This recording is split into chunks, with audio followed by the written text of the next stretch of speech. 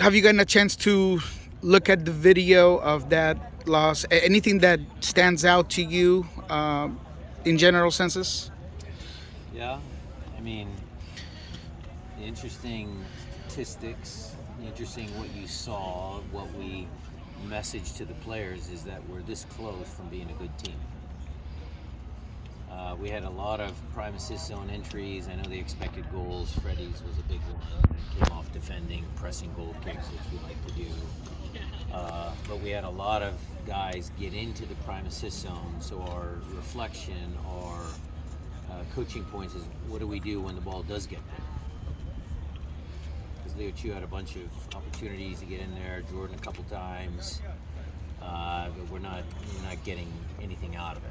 So how do we balance, getting into the box, into the prime assist zone, movement in the box, rewarding ourselves from the work that it takes to get there, balancing that with maybe a few more shots from distance, other ways to score. Look, obviously set pieces are critical in our league. Their first goal comes off a corner kick that, their player makes a play. And we have good servants. We have guys that can serve the ball, and we need some guys to make plays on some of our set pieces. So overall reflection, I was measuring the mood of the guys today. How are they going to come in? They put it in. Work was there again. So the message is don't stop working. Reward yourselves for the hard work you do, and make your own luck. There was definitely those good things. Do you have any concerns in terms of the body language and some of the simple miscommunications defensively and offensively that either led to goals or led to misses in general sense? Yeah, I think the balance of the team, you got a lot of attacking players at home. Sometimes that works, but it's a two-way game. Guys got to defend, they got to attack. The frustrations that you see in the players, some of the frustrations I hear from the fan, they get it, and I understand that. It's part of the game. They've got to fight through them. They've got to figure out a way how to, keep going, keep fighting for each other. It's their team. They got to work for each other. And that's always a challenge. Brian. Times are hard. It's okay, Mons. Times are hard. Sometimes teams split apart. This team hasn't split apart yet. Would possession help? That's probably yes, but how a little more possession on the offensive end would that? It depends where, Maz. Possession is look.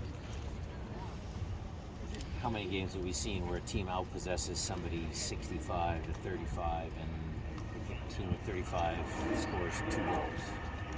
It was flip-flop for us.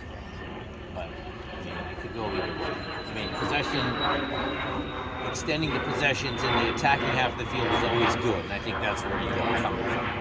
And then in that, is there a need to go possessing it going left to right maybe, so that way you can move the defense a little Changing the around? point of attack opens up more gaps, yeah, for sure. I don't think we ever established any possession in their part of the field. Or not very often, I should say. A couple of 15 minutes here, 10 minutes here, but not consistently. I'm right. The 4-3-3 press as opposed to your 4-4-2. How effective did you Which think? part of the game? First part or second half? Early part, especially. First part, yeah. Yeah. Was that? What did you think Very of, high. Of your press's effectiveness? Early on, not very good. We made some adjustments at halftime. We actually started pressing full 4-2. Wasn't working, and we actually switched to have Raul as a point guy and almost pressing a hybrid of 4-3-3. So we actually switched it at the beginning of the second half, and I think we were much more effective.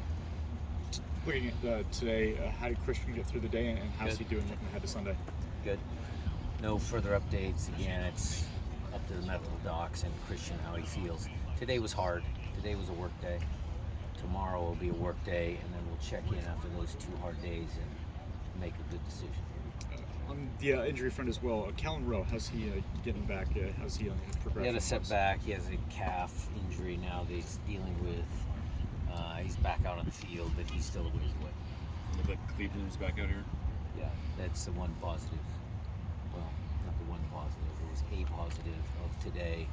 I think the guys all are supporting him, and it was a tough moment for Stephen Cleveland. And again, the sign of the team not splitting apart. It's almost they, bonded together to help Stephen get through what a difficult, challenging part of his life. To see Ezra back here after today? Yeah, Was he Ezra hanging out? Hendrickson, a good friend, our good friend. Yeah, good to see him. He's out visiting Seattle, so I told him, come on out and come watch, come help. Asked him what he thought of our team. So it's good. Did he have any interesting things to share that you can share? Not that I could share. But it was good. Look, he's had a long relationship with Nuhu, and he's there with Nico and Christian and Jordan, so the players were all happy to see him. He was good.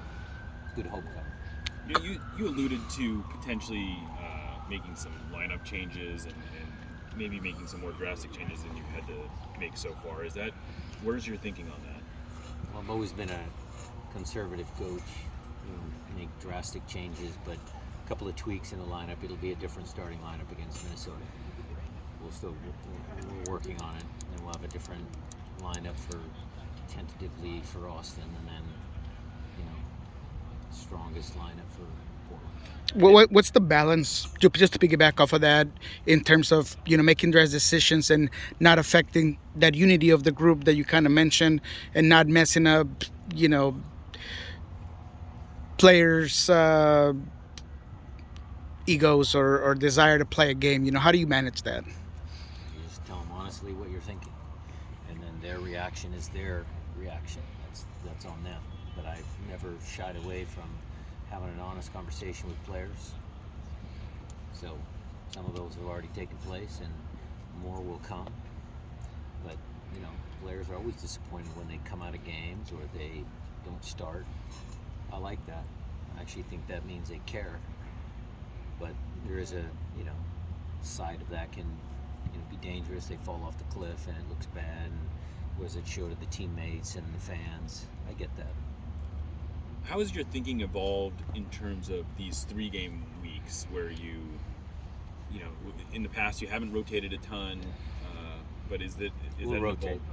The short answer is we're going to rotate. And so I guess related to that, the lineup decisions that you make this week, is that more about rotation or is that more about trying something new? Or is it both, I suppose?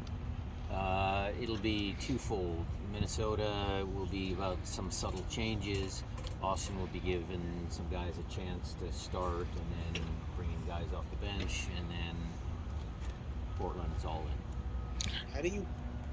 How do you Couple not of put Schmetzer. pressure on players to score and yet put pressure on? They feel it themselves, Mons. I don't have to do anything.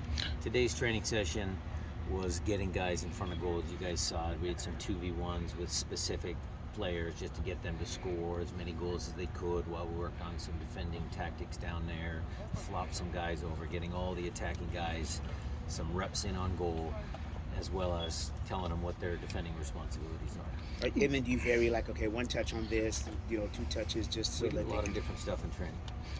Our training sessions the last 3 weeks have been really good.